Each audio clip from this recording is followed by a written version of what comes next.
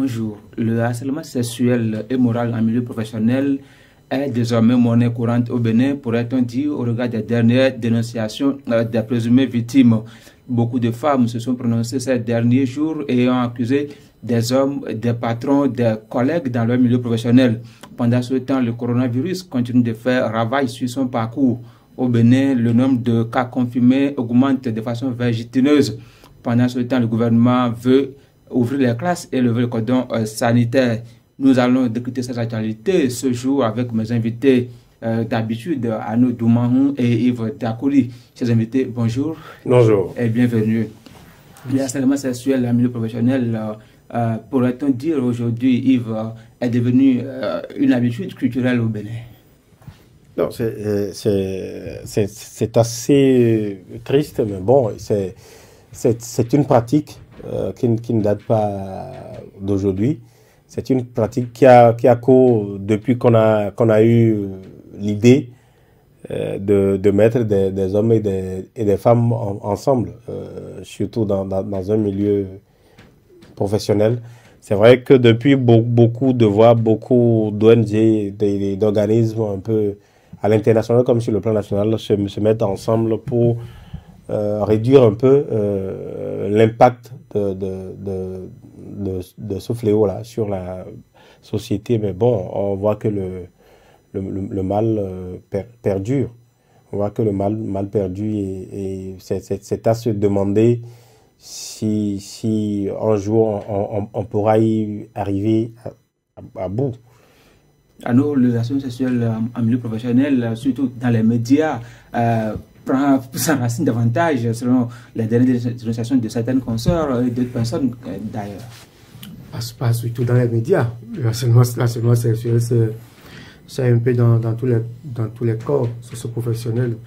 C'est pas seulement le Bénin. Vous savez que lorsque vous avez des hommes et des femmes qui sont dans un même environnement et qui tout le temps sont en contact et que, bon, les uns peuvent nourrir des sentiments pour les autres. La question du harcèlement intervient dès lors qu'il n'y a pas constantement dans les rapports ou dans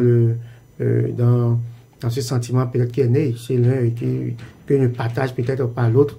Mais toujours est-il que lorsque vous avez dans un environnement où vous avez des hommes et des femmes qui travaillent au quotidien et qui sont tout le temps en contact, parce que vous savez que quelque part on dit que le contact crée l'amour, quelque part on le dit et c'est pas faux. Donc lorsque vous êtes dans un tel milieu-là, c'est pas interdit que on éprouve quand même à force de collaborer ensemble des sentiments les uns pour les autres, ça peut arriver. La question c'est la responsabilité et la question c'est comment on gère.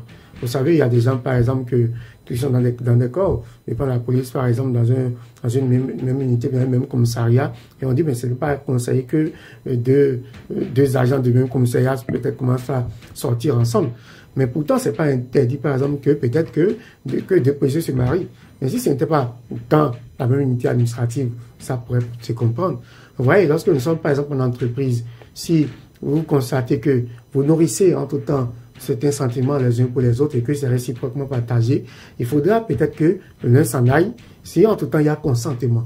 Et donc, l'harcèlement intervient seulement au moment où ce consentement n'est pas partagé. Ce sentiment est nourri par une seule personne et qui de l'autre côté, on lui oppose un refus catégorique et peut-être il use maintenant de sa position. Et c'est là où on parle des rapports de force, des rapports de subalterne, d'abus de position. D'abus de position. Et donc, voilà. Et donc, par rapport à ça, l'autre utilise sa position pour faire passer son désir que forcément ne partage pas son collègue de travail. Je crois que c'est un phénomène qui ne date pas d'aujourd'hui et qu'il faut forcément dénoncer. Malheureusement, ce sont les médias qui aujourd'hui sont la une. Qui sont la une par rapport à cela. Yves, certains ne contrôlent même pas leur pulsion. Je ne veux pas prononcer le mot ici, mais comment peut-on harceler une femme légalement mariée? On sait que la femme est sous le toit d'un homme, mais pourtant, on a des envies folles pour cette femme-là. Vous savez, la question de l'harcèlement, c'est lorsque vous la prenez sous l'angle sous l'angle purement sexuel, vous n'allez pas y comprendre grand-chose. De l'harcèlement, on y retient le pouvoir. c'est l'expression même du pouvoir mâle. Lorsque le mâle dominant, lorsqu'il est dans un milieu, le fait d'aller, d'user de sa position de force vers le sexe opposé, pour lui, c'est une expression de pouvoir. Et lorsqu'on dit pourquoi est-ce que les hommes, on n'arrive pas à contrôler les pulsions, vous savez, l'homme, j'ai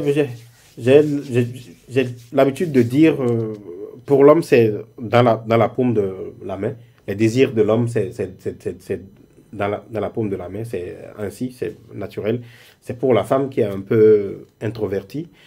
Et donc, les deux sexes qui interviennent dans ce schéma-là sont en partie responsables de ce qui arrive. C'est vrai que lorsqu'on parle d'harcèlement, tout de suite, on met tout sur le coup des hommes. J'en parle, les gens vont dire, bon, c'est parce qu'il est un homme qui tient ce langage-là et tout. Pas parce que j'encourage le fait, mais dans certaines conditions, lorsque vous voyez comment est-ce que la femme que vous dites mariée se présente, vous vous posez réellement des questions. Je ne veux pas dire, je ne veux pas demander aux femmes de se mettre en burqa, en tchador ou tout ce que vous voulez. Mais aujourd'hui, lorsque vous rentrez dans nos administrations, lorsque vous rentrez dans ces organes de presse que vous dites là, vous voyez, vous avez une idée, vous regardez un peu l'habillement et tout, et l'homme, le mâle, il a beau être éduqué, il a ses pulsions. C'est malheureux, mais c'est comme ça.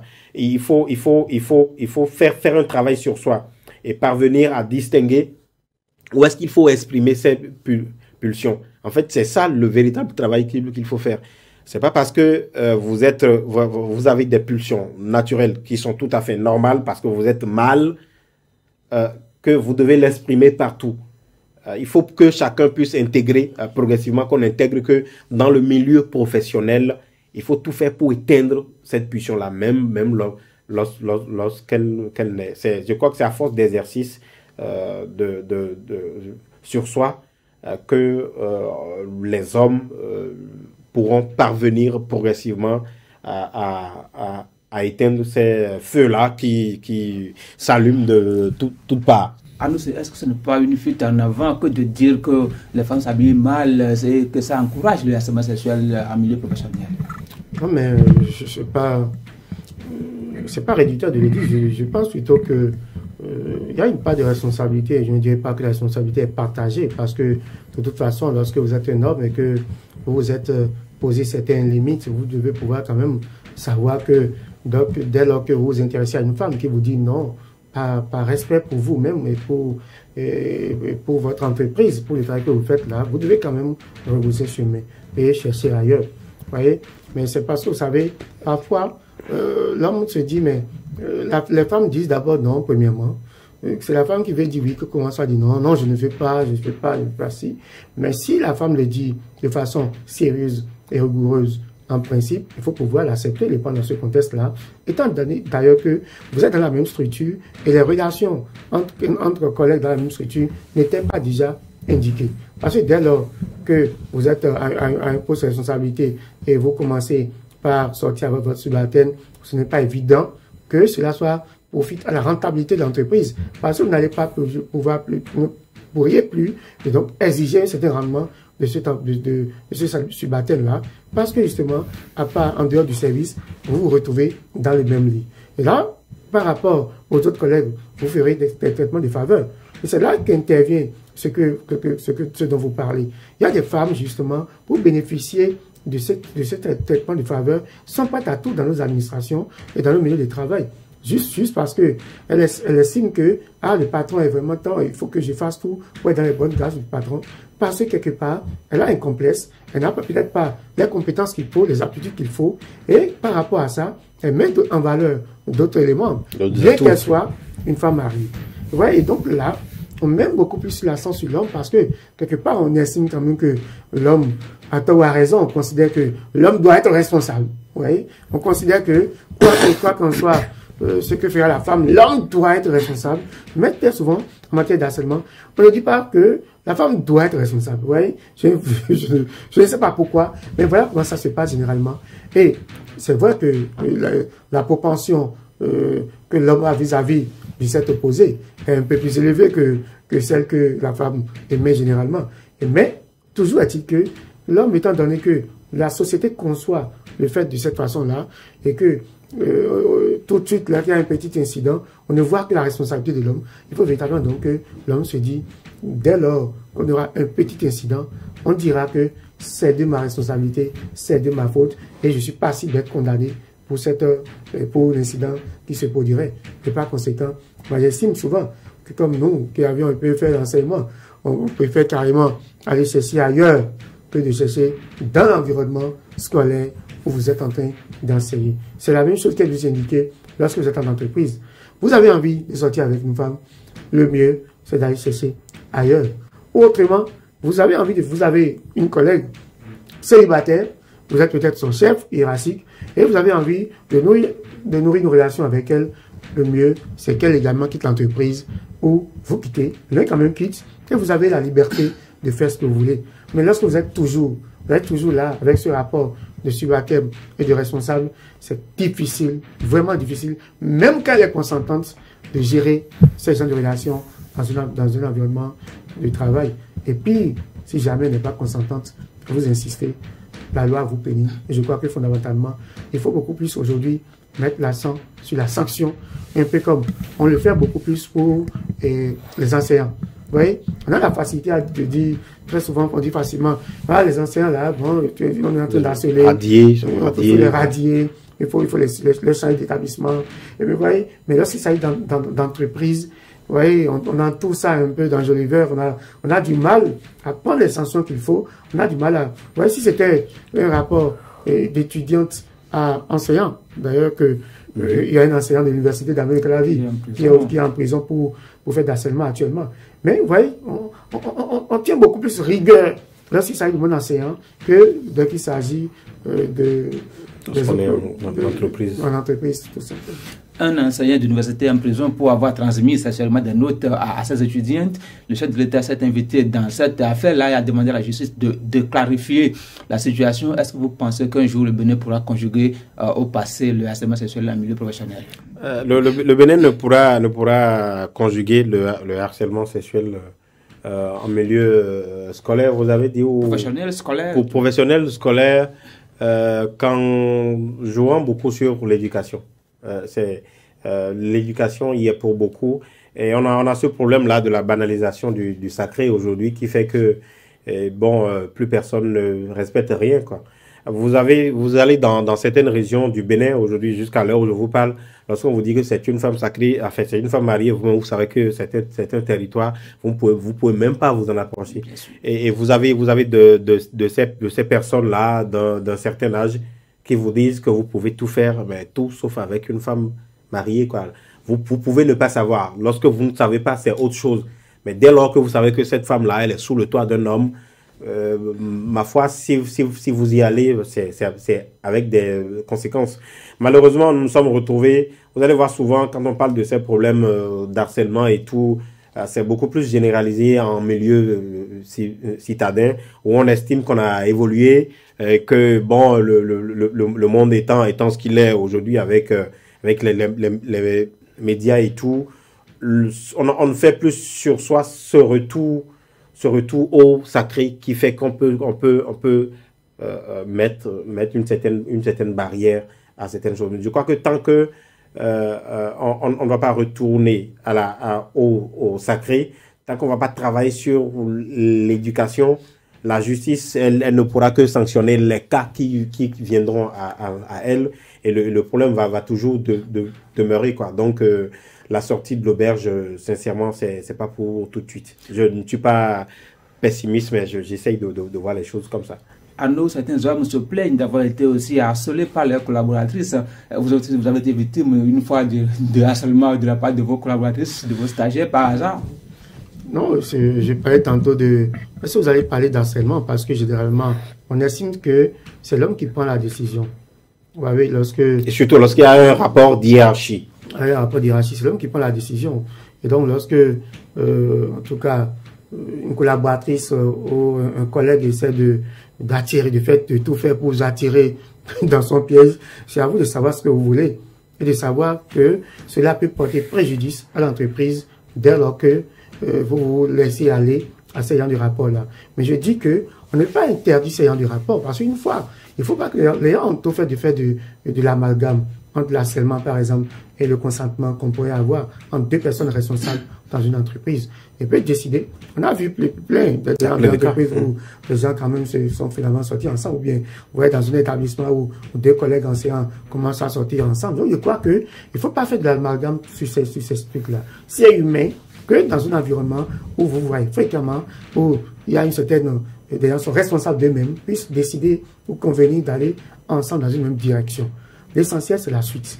Vous voyez, mais quand on parle d'harcèlement, par exemple, par rapport à un rapport, en ce qui concerne un rapport hiérarchique, si la femme est votre supérieur hiérarchique et s'intéresse à vous, et vous faites tout possible pour éviter, je ne sais pas encore tombé sur un de cas, mais il y en a des hommes qui en parlent, et vous faites tout pour les éviter, vous avez également des ennuis. Mais vous allez vous plaindre où? Vous dites que cette dame-là, elle est mariée, et nous sommes dans la même entreprise, et puis elle est en train de marceler. Vous allez le tribunal, vous parlez bien souvent. Le blaguer, là. Bien souvent, c'est difficile. Et cela arrive parfois, souvent, avec les chauffeurs de certaines autorités, parce que le monsieur, homme d'affaires, n'est jamais là. Les gardiens. Et puis bon, c'est madame.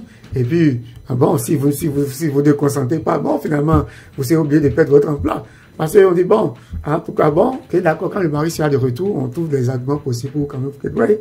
Donc, nous suivons beaucoup plus ces faits-là. Et donc, là, il y a un rapport, lorsqu'il y a un rapport d'hiérarchie, et que c'est la dame qui est au-dessus, et que c'est difficile, véritablement difficile, je dis carrément que vous n'avez pas d'autre choix que de démissionner.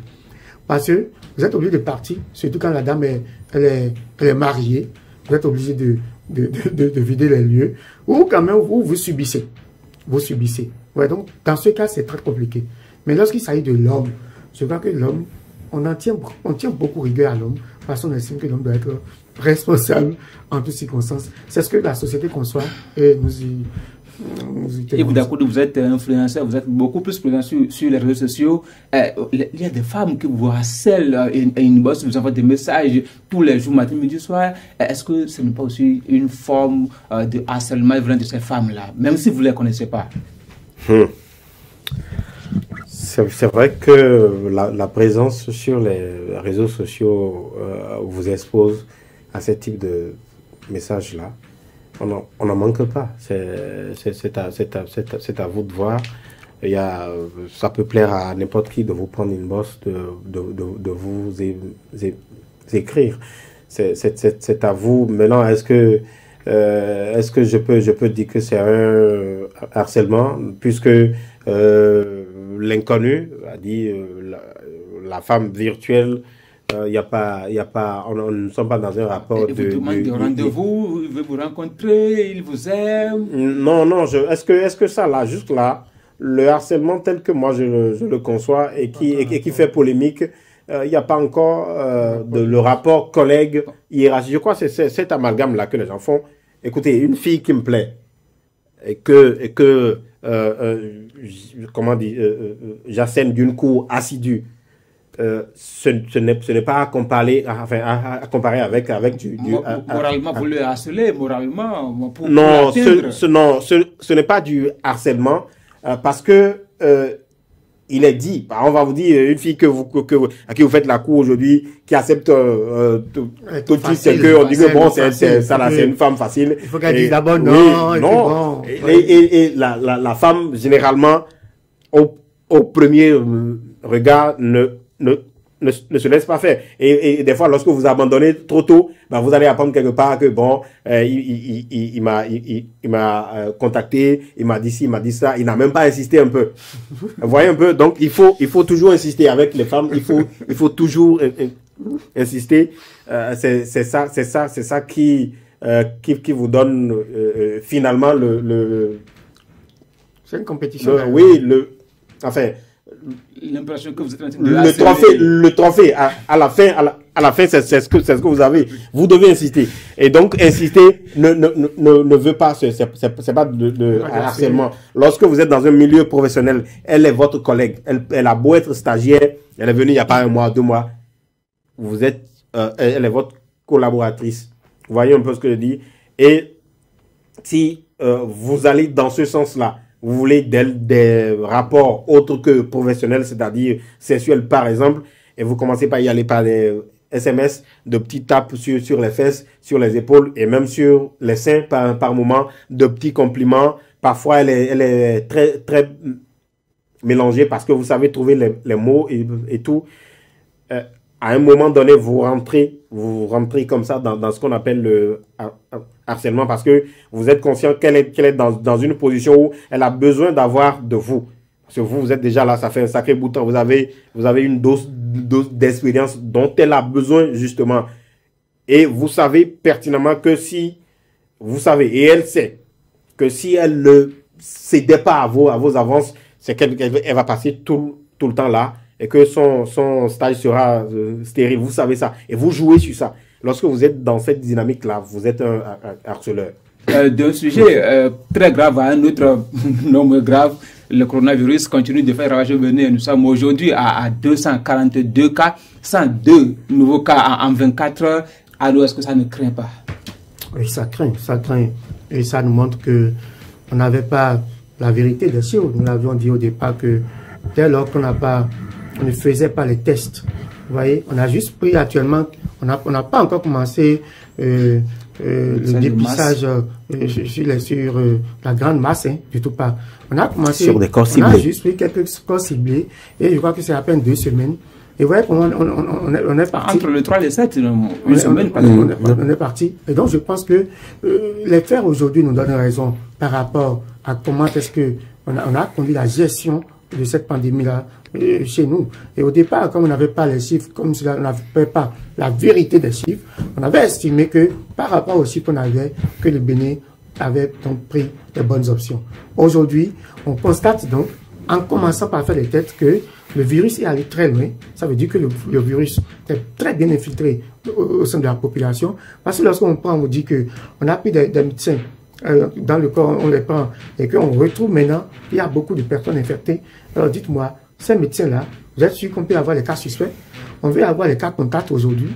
C'est ça le problème. Lorsqu'on prend les enseignants, et dans le rang des enseignants, déjà, on commence donc pas à voir des personnes. Vous avez dit, en 24 heures, 100 cas confirmés.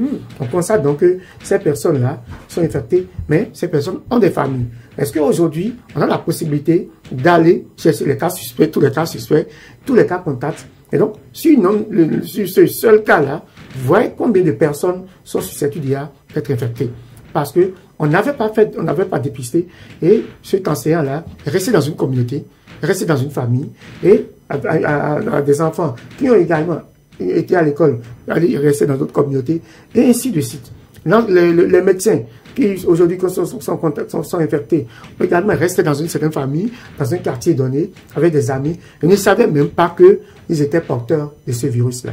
Alors aujourd'hui, on se dit que si on va avoir les réels chiffres, je crois qu'on risque de tomber des nues. Donc aujourd'hui, c'est vraiment dommage que nous en sommes là. La seule chose aujourd'hui que je dirais, qui malgré ces chiffres-là, nous donne un peu de soulagement, ne nous fait pas courir, ce sont les cas de guérison. Parce qu'on remarque quand même que les gens s'en sortent, mais à cet allure-là, vous voyez, est-ce qu'on ne serait pas submergé? Parce qu'on prend les centres de traitement, on a, je crois que 4, c'est quoi?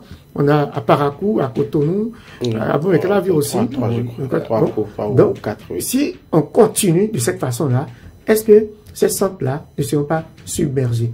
Est-ce que, pour les cas qui vont se révéler assez graves, est-ce que le Bénin a le dispositif qu'il faut pour véritablement faire face? Parce que vous savez qu'on a commandé, je crois que 200 aspirateur ou respirateur artificiel. Et donc, si à la lui, là, on continue et on fait ce dépistage-là pendant 1 mois, est-ce que nous avons aujourd'hui la logistique qu'il faut, tout le dispositif qu'il faut pour faire face à ce que nous allons attendre? Parce que forcément, on y va là, on risque d'être submergé, et les centres d'isolement risquent d'être submergés par les patients qui vont venir. Et je crois que c'est peut-être beaucoup plus ça qui sera la grosse difficulté. Et nous étions à 6 cas quand on a fermé les écoles, sinon on a envoyé les enfants en congé anticipé. Aujourd'hui, nous sommes à plus de 200 cas.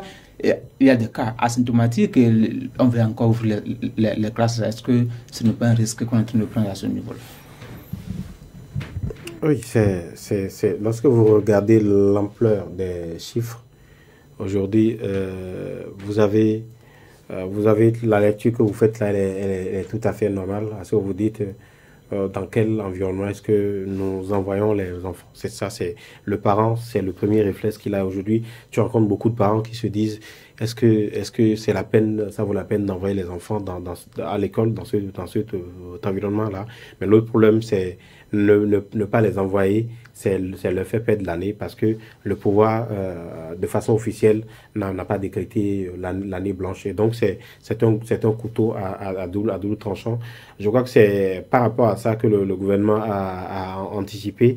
Et aujourd'hui, on est en train de procéder à des tests au niveau des enseignants. Ça se passe, je crois, au niveau des maisons, des jeunes, des localités respectives. On va le faire on va faire des tests au personnel enseignant, les vendeuses aussi, les enseignants et tout. Bon, peut-être ça pourra permettre de sécuriser un peu le milieu. Mais ce que je constate globalement, c'est quoi? C'est que aujourd'hui, j'ai la nette conviction que ce virus était bien présent sur le territoire, bien avant que nous ne fermions nos frontières. Parce que vous avez parmi ces cas-là forcément des gens qui n'ont peut-être pas quitté le Bénin depuis 5 ans, mais qui l'ont. Ça veut dire forcément que nous l'avions depuis. Et les cas, au fur et à mesure qu'on va procéder à des tests, ça va forcément monter. Maintenant, est-ce que nous pourrons réellement faire face? La seule chose qui peut nous réjouir aujourd'hui, il y a quand même un certain nombre de dispositions. Le Bénin a commandé quand même une bonne quantité de masques. Je crois que le gouvernement récemment a lancé aussi la confection des masques et on invite les artisans qui peuvent, parce qu'il y a des patrons, il y a des normes et tout ça à respecter pour qu'on ait cela. Il y a un travail qui se fait aussi au niveau de l'approvisionnement en gel hydroalcoolique et tout. Il y a aussi et surtout un traitement, on est bien obligé de l'appeler ainsi, puisque nous avons beaucoup de cas de guérison. Je crois que ce mal pris tôt peut être traité, parce que vous allez voir, le premier décès que nous avons eu, c'est une personne malheureusement qui n'a pas été suivie, qui n'a pas été traitée du tout, qui s'est retrouvée au pied du mur avec le mal et qui en avait fait les frais. Et donc si déjà on peut poser on peut faire un test, dépister, savoir ce qu'il faut amener en traitement.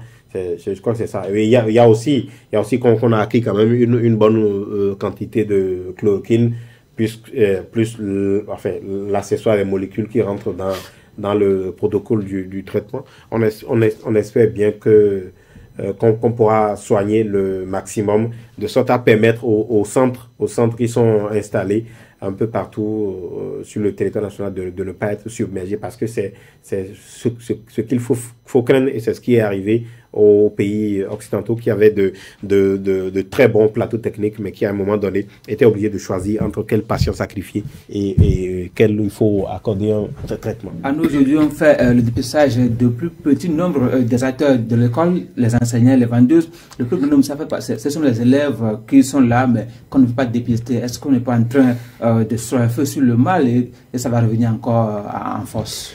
Je partage l'avis, en tout cas, des acteurs du système éducatif, notamment des centrales également, des centrales des secrétaires généraux qui ont réagi par rapport à ce planning pour le retour des enfants à l'école, parce que vous savez que d'abord ils n'ont pas été associés, et ensuite ils ont fait des propositions qui, en tout cas, de mon point de vue, était vraiment très pertinente. Vous voyez, cette reprise-là, on a que deux semaines pour valider l'année scolaire. Donc, nous renvoyons d'abord dans nos classes les candidats. Les candidats, ouais, ça va permettre de respecter ne serait-ce que la distanciation sociale. Et avec le port obligatoire de masque, on va limiter un peu les effectifs pléthoriques que nous avons dans nos établissements. Et ensuite, 2 semaines après, on retrouve également d'autres classes, des classes intermédiaires qui vont venir. Et on a essayé de disperser pour voir comment est-ce qu'on pourrait essayer d'ouvrir les classes avec cela. Mais contrairement à cette champ de proposition, le gouvernement a décidé d'envoyer tout le monde. Bien entendu, à l'exception pour le moment des enfants de CE au CME et de la maternelle pour qui l'année est terminée. Et les gens se sont posés beaucoup de questions. Par exemple, Ansel Moussou qui disait, mais cela répond à quelle logique pédagogique? Que les enfants restent à la maison durant des mois et repartent à l'école en août. Je dis bien en août. Ouais. Donc, ils diront en août, le 10 août. Et là, ils vont faire 2 semaines de cours environ et seront évalués. Pour des enfants qui carrément sont restés. Ils sont en vacances. Ils sont en vacances carrément. Et on dit, ils vont rester jusqu'en août. Et revenir le 10 août. Et on leur fait quelques cours. Et on les évalue. Pour ce que nous savons de nos enfants, en tout cas pour nous qui avions fait un peu cette expérience-là des enfants, lorsque vous reprenez même la classe, l'enfant qui maîtrisait, même si c'était une reprise des classes normales, l'enfant qui maîtrisait certaines notions avant d'aller en vacances, il revient tout de suite, c'est difficile pour l'enfant là. Mais aujourd'hui, on dit non, on fait cette programmation-là qui renvoie des enfants du COCM à l'école le 10 août, qui vont faire peut-être 2 semaines de recyclage, et puis bref, on fait une évaluation. Je ne sais pas ce que cela coûte au gouvernement d'associer les acteurs là et de discuter pour qu'ensemble ils peuvent voir quand même quelle formule va beaucoup plus prendre le dessus par rapport à l'enjeu, aux difficultés que nous avons. Donc je crois que c'est là le véritable problème. Et au-delà de ça, il y a un autre problème qui a été posé, la question des écoles qui ont servi de place au confinement. Ces écoles-là n'ont pas été désinfectées. Comment est-ce que les enfants vont reprendre donc le chemin de l'école avec des établissements du genre? Le troisième problème posé par Ansel Moussou, c'est la question du climat. Dans cet environnement, comme nous allons reprendre, les enfants reprendre en août environ, il y a également la saison et les enfants seront donc perturbés. Il y a des écoles qui ne seront donc pas accessibles parce que seront inondées. Donc, vous voyez, si entre-temps, il y avait eu un peu, on a eu l'intelligence un peu d'échanger, d'écouter les propositions des acteurs des uns et qu'on est allé à une table de discussion, je crois que cela aurait été au profit non seulement des enfants, des enseignants, mais de tout le corps, de tout le personnel du système éducatif. Donc je crois on lance l'ouverture des classes, parce que regardez, on dit le 11 c'est quand? C'est lundi prochain. Et nous sommes à quel niveau? On fait progressivement parce qu'on n'a pas très vite démarré le dépistage, ne serait-ce que pour ce qui concerne déjà les enseignants, avant de parler des enfants. Donc, il y aura des enseignants, ils vont retourner forcément dans les classes sans être dépistés. Et donc, si entre-temps, ces enseignants-là sont donc infectés, atteints par le coronavirus, ces enseignants également vont propager le temps que leur tour de vienne pour qu'on fasse pour faire le test. Ouais, donc, vous voyez, dans cet environnement, nous disons simplement que c'est difficile. C'est difficile. Toujours est-il qu'on se dit, tout au moins, la seule bonne nouvelle, la seule bonne note dans cette affaire, c'est qu'on peut guérir du coronavirus. Je trouve que c'est la seule bonne note. C'est la seule source d'espoir. Quand on se dit qu'on entend les chiffres, on dit, bon, d'accord, depuis là, il n'y a eu que 2 décès. Encore que sur le cas du second décès, on n'a pas derrière nous donner des explications. Oui, comment? Qu'est-ce qui s'est passé? Oui, mais parce que on n'a pas le premier cas, quand on a tenté d'aller un peu dans les détails, on a vu tout le débat qu'il y a eu autour, mais bon. Non, mais au moins ça a permis de savoir que bon, c'est parce que celle-là n'a pas été bien suivie et qu'elle n'a pas dit la vérité. Non, mais il y a eu pour le premier cas, vous devez remarquer, il y a eu ce que j'appelle de la divulgation du secret médical surtout, parce qu'on a eu des médecins qui sont intervenus, exposés comme ça sur la place, ceux dont souffre quelqu'un et tout. Donc, je crois que c'est ça qui a prévalu cette fois-ci pour que test ne se prête pas. Parce qu'en ce moment, si vous étiez médecin, et puis non, mais, on fait votre procès sur les médias sociaux, et sur les... Et donc vous pensez que les pays, à nos, par exemple, les pays qui ont 2000 morts par jour, donc on doit revenir à la télé, donner les détails de chaque mort. Non, mais c'est justement à cause de ça que on sait par exemple que c'est à partir d'un certain âge, ceux-là, ils sont passés de vie à trépas. Et mais ils ont été pris en charge. Mais chez nous, ça, ce second, on peut pas mettre de l'obscurité autour du second cas au Bénin. Tout au moins. Savoir quelle tranche d'âge, ça souffrait d'une maladie. Est-ce que ce patient a été pris en charge et que finalement que le patient n'a pas répondu au traitement? Ouais, c'est vrai. Est-ce qu'il avait d'autres maladies chroniques qui ont fait que le traitement n'a pas pris? Je suis d'accord. Si vous regardez silence sur un cas pareil, on se dit, mais qu'est-ce qui s'est passé? Sinon, rien dit, c'est peut-être parce que le traitement n'a pas marché pour ces patients-là. On s'inquiète. C'est pourquoi il dit que dans tout ce que nous gérons là aujourd'hui, nous avons peur. On ne peut pas le dire. Non, nous avons peur. La peur est là. Mais on se dit, bon, tout au moins, on peut être certainement guéri quand on va se faire traiter. Au-delà de cela, il y a eu un flou autour des zones dans lesquelles les patients ont été détectés. Rien n'est dit comme en Côte d'Ivoire, à côté où le ministre dit dans telle zone, il y a eu tel nombre de malades, dans telle zone. Chez nous, au Bénin, bon, on ne sait pas ce qui se passe. Tout le monde est dans le flou. Ça, c'est relatif, ça dépend. En matière de crise sanitaire, les gens évitent parfois de semer la panique. Vous avez vu ce qui s'est passé quand on a dit qu'on a détecté un cas à Gla. Ça permettra quand même aux gens de savoir et finalement, ça s'est révélé négatif.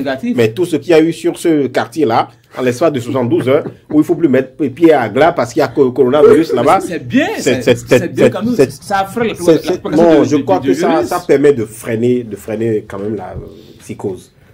Oh, nous évoluons dans cette émission. Le coronavirus continue de faire ses ravages ici au Bénin.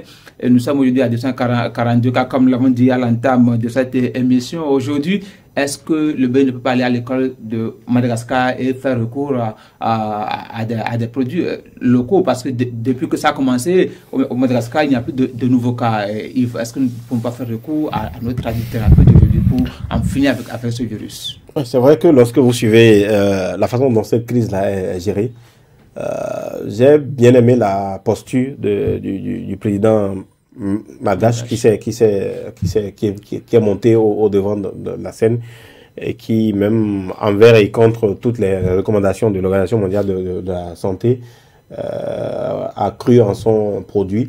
Et aujourd'hui, il est en train de susciter une adhésion sur le continent où il tient même des conférences en direct, des vidéoconférences avec d'autres chefs d'État. Il envoie même des packages dans des pays et tout. Je crois que finalement, si on n'a pas d'autres solutions, celle-là va finir par s'imposer à nos dirigeants qui, finalement, n'auront d'autres solutions que d'aller vers ce produit-là. C'est vrai que on nous dit que scientifiquement, c'est pas prouvé que ça traite et tout. Mais bon, on est dans une situation un peu compliquée. Parce qu'il faut voir, moi je le dis souvent, les gens ne le comprennent pas. Il faut voir la posture du Bénin. C'est assez délicat ce discours-là de dire, bon, voilà, maintenant il faut qu'on aille à la médecine traditionnelle, aux traitements locaux.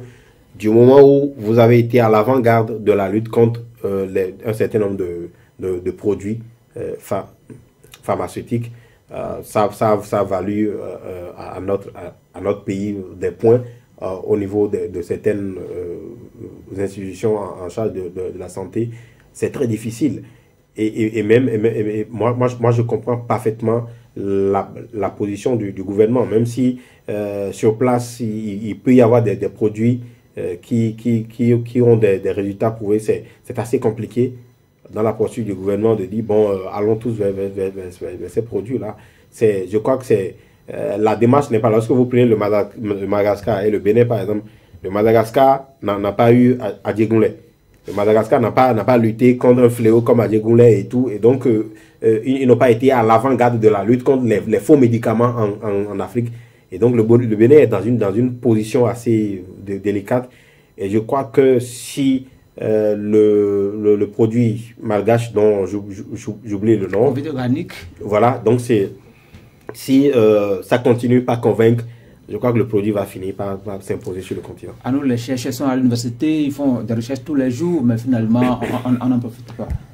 Non, il faut dire que très souvent, on fait ce procès aux chercheurs, mais vous savez que la recherche demande beaucoup de moyens et les pays investissent très peu dans la recherche. Ils préfèrent mettre l'argent dans la politique, la propagande, tout ça. Mais dès qu'il s'agit de la recherche, on y met très peu de moyens. Et ce qui fait que nos chercheurs souffrent. Parfois, des gens ils font leurs projets, ils vont chercher des financements à l'extérieur. Et quand ils reviennent parfois chez eux, même au pays ici, pour avoir une certaine autorisation, c'est encore la croix à la bannière. Donc, vous voyez, c'est compliqué. C'est trop facile également de faire ce procès aux chercheurs. Mais vous voyez que le Bénin, par contre, pêche actuellement par rapport à la question de l'apivirine.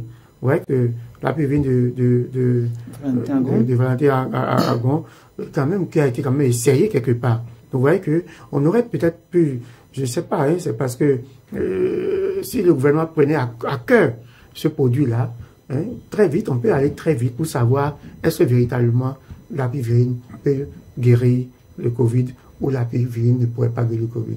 C'est ça, parce que vous donnez l'exemple du président Malgache tantôt. Et dans la recommandation des parents d'élèves, par exemple, ils ont commandé, ils ont suggéré au gouvernement d'utiliser également ce produit-là. Je ne sais pas pourquoi, au nom de quoi on doit juste nous camponner sur la chloroquine et dire que c'est la chloroquine ou rien.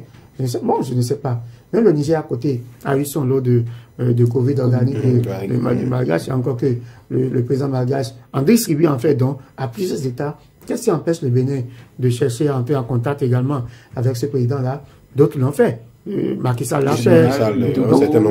Qu'est-ce qui empêche le président Patrice Talon d'entrer en contact avec son collègue Malgache et de chercher quand même à savoir un peu plus et à savoir comment est-ce que le Bénin peut expérimenter également ce produit-là. Surtout avec ce que nous vivons actuellement, où les cas sont en train de monter, le nombre de cas est en train de monter. Je crois qu'on ne suffira pas seulement de se contenter de la chloroquine.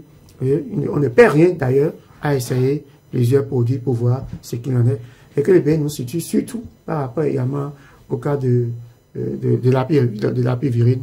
Donc, fondamentalement, on ne sait à rien de juste dire, on se contente juste de Très rapidement, les universités seront fermées, les cours seront en ligne avec le débit Internet que nous avons donné, le coût aussi. Est-ce que les étudiants pourront suivre véritablement les cours sur les plateformes numériques selon vous? Vous savez, la question des cours en ligne et tout, bon, c'est vrai que à l'impossible, nul n'est tenu, mais aujourd'hui, combien sont-ils ces étudiants qui sont équipés pour suivre des cours en ligne? Je veux parler du matériel d'abord. Oui. Je veux parler aussi des finances. Il faut avoir les forfaits pour se connecter et suivre. C'est assez difficile, mais bon, qu'est-ce qu'on peut, à défaut de pouvoir mettre les gens dans les salles pour leur dispenser des cours, bon, on est contraint d'essayer l'option ligne. À nous, est-ce qu'on n'est pas en train de pénaliser les étudiants qui n'ont pas les moyens d'accéder aux cours? Parce qu'à l'issue des cours, il y a une évaluation. Est-ce qu'ils ne sont pas d'être pénalisés? Oui, je crois qu'ils vont en souffrir. Ils ne pourront rien. Voilà. Donc, ils vont en souffrir, c'est clair. Ça, c'est clair parce que vous savez que difficilement, il y a certains étudiants qui prennent le transport pour venir à l'université. Ce n'est pas parce que certains ont les secours ou bien certains le soutien des parents et qui peuvent avoir des portails Android de 50 000, 100 000, comme on tente souvent de prouver, de montrer. Non, ce n'est pas forcément ça. Quand vous prenez, nous avons des collaborateurs dans nos rédactions qui n'ont pas de moyens de transport. Et lorsque vous leur demandez, par exemple, d'aller faire tel reportage, couvrir tel événement, c'est difficile. C'est vraiment difficile. Et également, parmi ces collaborateurs, il y en a qui ont du mal à prendre forfait sans francs. Parce que parfois, vous savez que dans nos relations, parfois, on crée des groupes WhatsApp. Il y a des informations qu'on partage via ces groupes et on demande à des collaborateurs, prendre telle information, va approfondir tel sujet.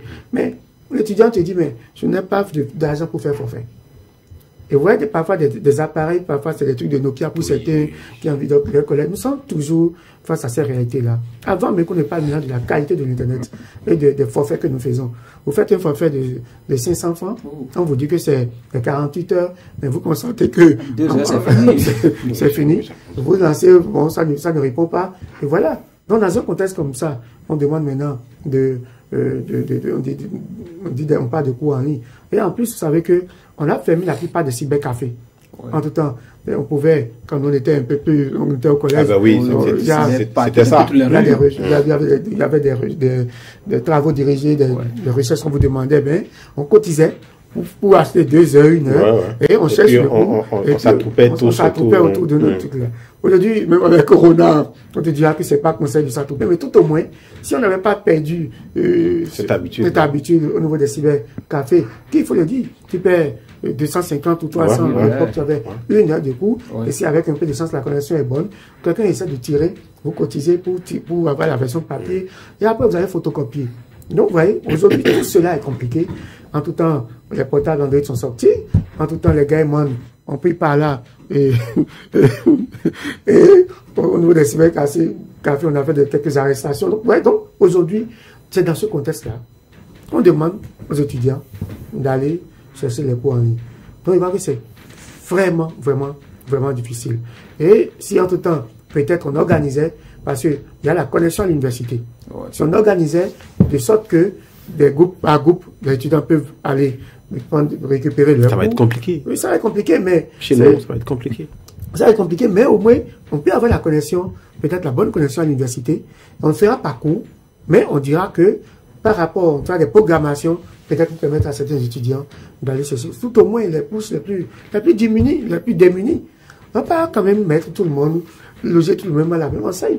Parce qu'on sait quand même que la majeure partie, la plupart des étudiants n'arrivent pas quand même à subvenir à leurs besoins. C'est une réalité que nous vivons. Et donc, dans ce contexte-là, quand on demande à chacun d'aller se débrouiller ou récupérer, pour prendre des cours en ligne, je crois que c'est extrêmement difficile, extrêmement compliqué. Et une fois encore, je dis, toute cette question pourrait être débattue si on avait pris la peine de s'asseoir avec les acteurs pour dire qu'est-ce que nous faisons et recueillir les propositions des uns des autres pour finalement... Peut-être que ce qui a été proposé fait partie de ce qui est sorti de la consultation. Vous avez vu des réactions, Des réactions lorsque vous prenez des décisions, lorsque c'est dans la masse, il y a toujours des réactions. Il n'y a pas de décision que vous puissiez prendre qui puisse faire l'unanimité. Parce que, au grand jamais, vous ne pourrez satisfaire tout le monde. Et là, c'est ça. Oui, mais lorsque vous prenez des décisions qui concernent des gens et qui font des propositions que vous mettez carrément de côté, vous ne les écoutez même pas. Non, vous et moi, nous ne pouvons pas dire ici. Pour pas dire ici que c'est nous ne disons pas, les gens ont réagi. Surtout pour le cas de... Ils ont réagi, les syndicats ont réagi. Même au niveau de l'université, les syndicats ont réagi. Nous peut associer. Nous n'inventons pas ce que nous disons. On veut faire le bonheur à l'absence, à l'insu. En tout cas, nous sommes en période électorale. Nous savons que les conseillers communaux, les futurs médecins, les côtés vont installer les kits Wi-Fi dans leurs communes pour faciliter la connexion aux étudiants, les fois venir en cas de crise. Pour qu'on nécessite. Même aujourd'hui, déjà, ça peut se faire. Oui, pourquoi pas? Il peut dire comme pas faire la campagne en installant des kits Wi-Fi dans toutes les communes pour permettre aux étudiants d'accéder aux cours. Chers invités, merci d'être venus. Merci pour vos différents points de vue. Et chers internautes, merci de nous avoir suivis et à vendredi prochain.